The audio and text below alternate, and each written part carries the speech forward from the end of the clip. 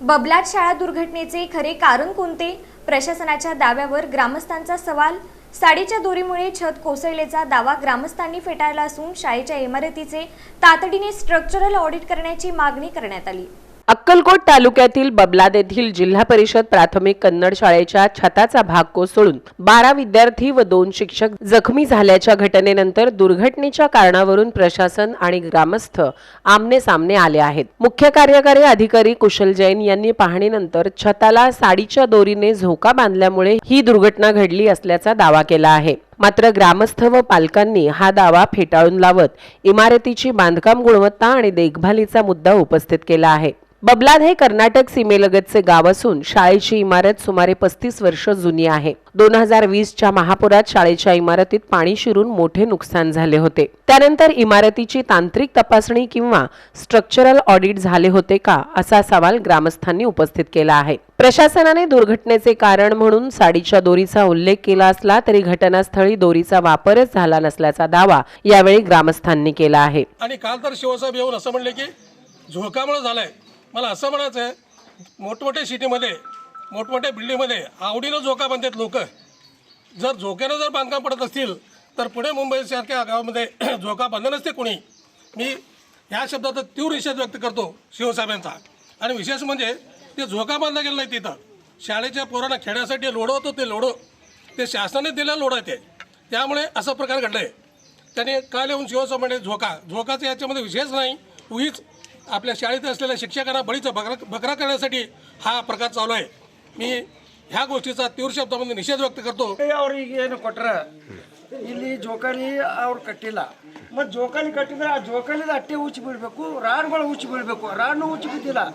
ಇದು ಭೂಸಾಳಿ ಕಾಂಟ್ರಾಕ್ಟರ್ ಅದ ರೀ, ಪೂರ್ತಿ ಎಲ್ಲಾರ್ದು ಏನದ ಇಲ್ಲಿ ಹಲ್ಗರ್ಜಿ ಪಣ ಮತ್ತು ಏನದ ಲಂಚ್ ಏನು ಸಿಗ್ತದೆ ಅದು ಇಟ್ಟು ತೋಳಿಕೆ ಸಹಿ ಮಾಡಿ ಕೊಡ್ತಾರೆ ಆಫೀಸ್ದಾಗ ನಿಂತು। ಇಲ್ಲಿ ಕೆಲಸ ಏನು ನಡೆದ ಇದು ಕ್ಯೂರಿಂಗ್ ಆಗೋದಿಲ್ಲ, ನೋಡೋರು ಯಾರೂ ಇಲ್ಲ। ಈ ಸದ್ಯ ನೀವು ಅಲ್ಲಿ ಬಿಡ್ರಿ, ಅದು ಬಿದ್ದು ಮಕ್ಕಳು ಸಾಯಲಾಕ ಇದು ನೋಡ್ರಿ, ನಮ್ಮ ಶಾಲೆಯ ಅವಸ್ಥೆ ನೋಡ್ರಿ। ಸಣ್ಣ ಮಕ್ಕಳು ಬರೆಗಾಲಿಲೆ ಬರ್ತಾವೆ, ತಿರುಗಬೇಕು ಹಂಗಿಲ್ಲಿ। ಗೌರ್ಮೆಂಟ್ ಎಷ್ಟು ಬೇಕಾದ್ರೆ ಸವಲತ್ತು ಮಾಡಿ ಊಟ ಕೊಡ್ತದೆ, ಎಲ್ಲ ಕೊಡ್ತದೆ। ಮಕ್ಕಳಿಗೆ ಶಿಕ್ಷಕರಿಗೆ ಕಲ್ಸಿಗೆ ಸಹಿತ ಜಾಗ ಇಲ್ಲಪ್ಲೇ ಮಾಡ್ತಾರಂದ್ರೆ ಶಿಕ್ಷಣ ಸಮಿತಿ, ಗ್ರಾಮ ಪಂಚಾಯತ म्यागिना अधिकारी मंदिर हलगर्जीने त्याला लागलं। त्यामुळे हा निष्कर्ष कोणत्या पाहणीच्या आधारे काढण्यात आला असाही प्रश्न पालकांनी उपस्थित केला आहे। ಮಂಗಳವಾರನ ಮುಂಜಾನೆ 11:30 ಇಲ್ಲಿ ಬಿಲ್ಡಿಂಗ್ ಕುಸಿಸಿದ।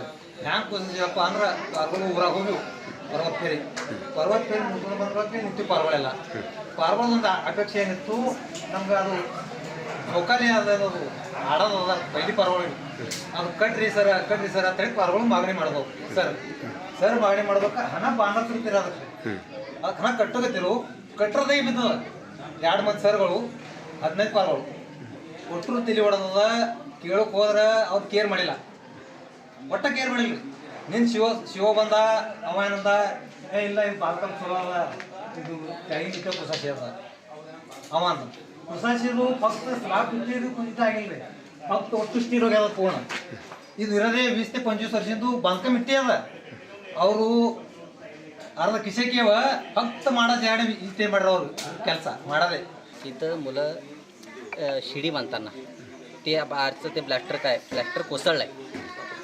काल शिवसाहेबांनी पत्रकार परिषद घेताना असे म्हणाले की त्यांनी इथं काहीतरी मुलं साडी बांधले काय, त्यांनी डायरेक्ट काय केलं, मुख्याध्यापकावर त्यांनी कारवाईचं आश्वासन दिलं आहे।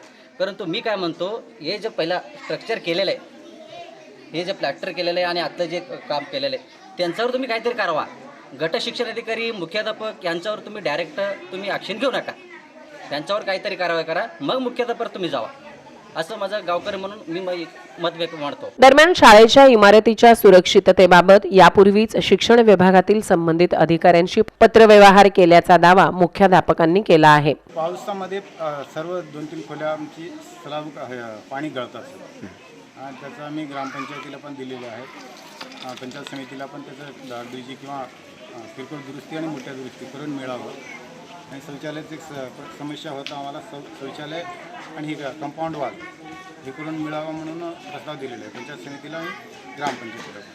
आता पर्याय व्यवस्था नाही आहे। काल शिवसाहेब येऊन गेलेले आहेत, आजच्या घडीला तर आम्ही बाहेरच बसवलं मुलांना। आता ऑफिसला कळवून पालकांची वगैरे सभा वगैरे घेऊन कुठं गाववाले किंवा ग्रामपंचायतीने जागा देतील तिथं बसावं लागेल. आता मला चांगली खोली म्हणजे 2च खोली आहे. त्यामध्ये शाळेचे अपाट साहित्य पण आहेत.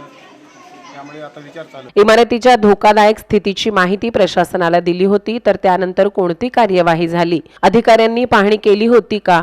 तांत्रिक अहवाल तयार करण्यात आला होता का? असे प्रश्न पालकांकडून उपस्थित केले गेले आहेत.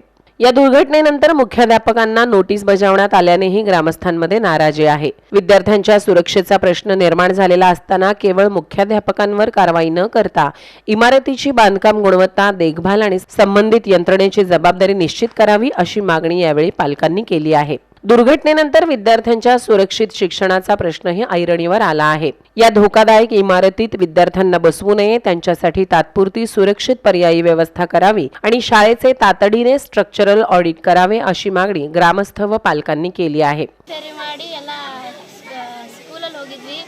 ಹೋದ್ಮೇಲೆ ಅದು ಆಟ ಆಡಿಸ್ಬೇಕಂತ ಹಚ್ಚಿದ್ರು. ಒಂದು ವಿದ್ಯಾರ್ಥಿ ಮೇಲೆ ಕೆಳಗೆ ಬರುವಷ್ಟರಲ್ಲಿ ಅದೆಲ್ಲ ಈ ಘಟನೆ ಆಗೋಯ್ತು. ಇದರಲ್ಲಿ ಶಿಕ್ಷಕರದ್ದೇನೂ ತಪ್ಪಿಲ್ಲ.